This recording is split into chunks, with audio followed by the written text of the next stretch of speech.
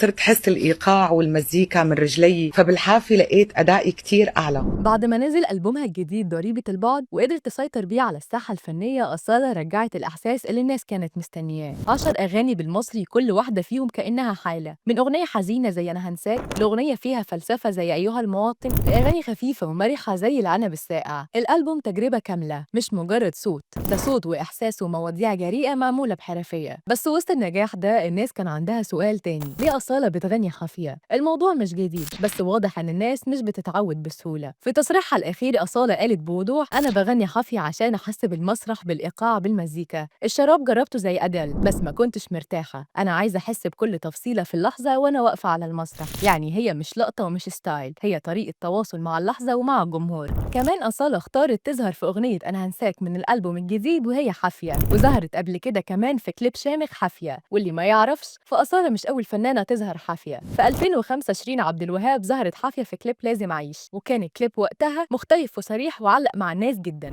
وحتى إليسا ظهرت حافية على مسرح في فرنسا وقالت وقتها إنها كانت محتاجة تحس براحة أكتر وتركيز أعلى. يعني باختصار الحكاية مش جديدة، لكن لما بتعملها أصالة بيكون ليها معنى تاني وليها طابعها الخاص، لأنها فنانة بتشتغل على الحس قبل أي حاجة تانية. وفي النهاية لما يبقى صوتك واخد الألبوم وحضورك واخد المسرح، يبقى مش مهم لابسة إيه أو مش لابسة إيه، المهم إنك عارفة تسيبي بصمتك حتى من غير صوت الكعب. قولولنا في الكومنتس، هل الشكل على المسرح أهم ولا الإحساس اللي بيتنقل هو اللي أهم؟